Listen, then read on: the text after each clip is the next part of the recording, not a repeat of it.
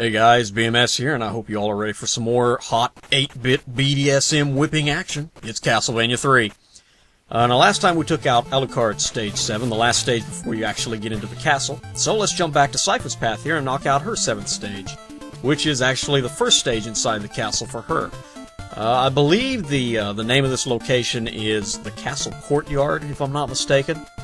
And once again, it features one of my favorite tunes from the game, Aquarius. Now, we already heard this on Alucard's path in the Sunken City level, I believe. But, I don't know. It seems to fit this level perfectly here, even better than the Sunken City. This is pretty much the level it was made for, in my opinion.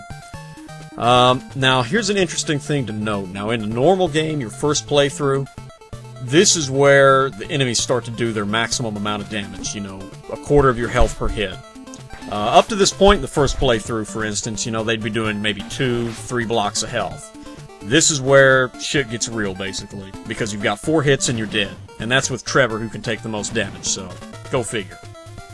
Anyway, this is for one of the castle levels, shall we say. It's somewhat difficult just because of the sheer number of shit that it throws at you, shall we say. But it's really not that difficult if you take your time with it. I mean, you've got a lot of bone pillars here, you've got the axe armors, the little Fleeman gauntlet we just went through. Pardon me for that, I'm not sure why I did that. Anyway, regardless, it's not that bad if you take your time, and you've got plenty of time too, by the way. Right at 450, 500 seconds, so should have no problem there. Another thing with this level is that it has a hell of a lot of secret walls that have meat, you know, the double and triple shot blocks and all that good stuff stashed around here. You know, we're coming up on one now. I found that for the most part, the Sypha levels have a hell of a lot more meat and such hidden throughout them than the Alucard levels do. Which, you know, I mean, I guess that just chalks it up to this: the Sypha stages being generally a little bit easier than the Alucard path. Now, here on this screen, we're also reintroduced to these stupid seesaw platforms that we ran into on the ghost ship.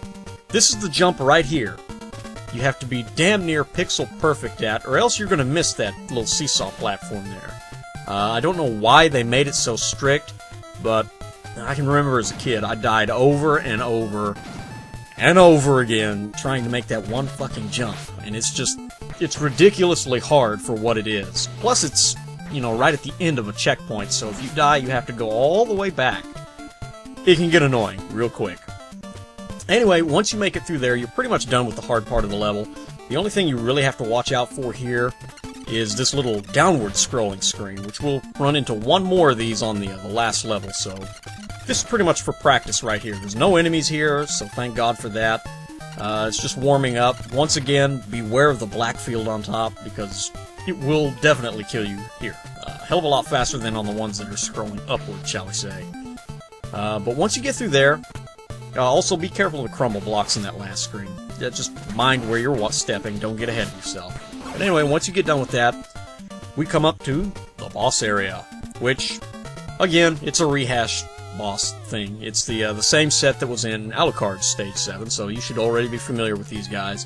First up, yeah, it's the mummies. Big fucking whoop-de-doo. Even with the whip, they're no challenge. This one, unlike Alucard's path, it's a little easier because the layout's a bit different. You have these 2 platforms up top that you can, well, you can pretty much stand up here and negate the first 2 bosses. They can't touch you up here, so if you've got the Holy Water sub-weapon, you can just jump up there and spam the shit out of them. Really cheap, but, you know, hey, it's fucking Castlevania. Whatever gets the job done, right? Anyway, take out the mummies. Next up, it's the Cyclops, you know, Mr. Derp. He walks back and forth, he'll charge at you. Sometimes he'll smash his hammer down at you, but he's not that big of a threat. Once again, I mentioned in the region differences that this guy in the Japanese version cannot clip through the blocks, which makes this even more easy.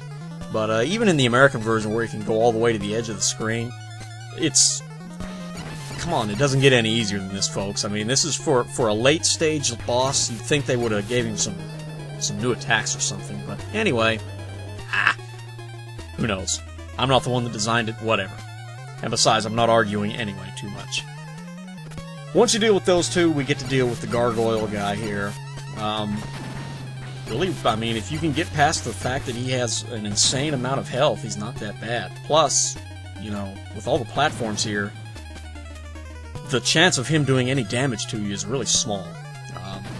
That's about it. His fireball attack, you know, every third jump he'll shoot fireballs at you, just go to the other side of the screen.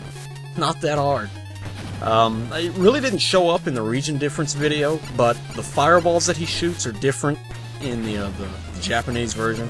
They're a lot slower, and a lot of times there'll be so much stuff going on the screen that he'll only shoot 2 of them at you, unlike the American version, which can screw you up if you're not careful. But, I mean, hell, anyway, with that, man, we're done. Piece of cake, easy peasy Japanesey. And this is where the 2 paths reconverge on this next level, so no more Alucard, no more Sypha. It's all one path now. Anyway, I hope you join me next time. We'll tackle the last 3 stages of the game. Take care.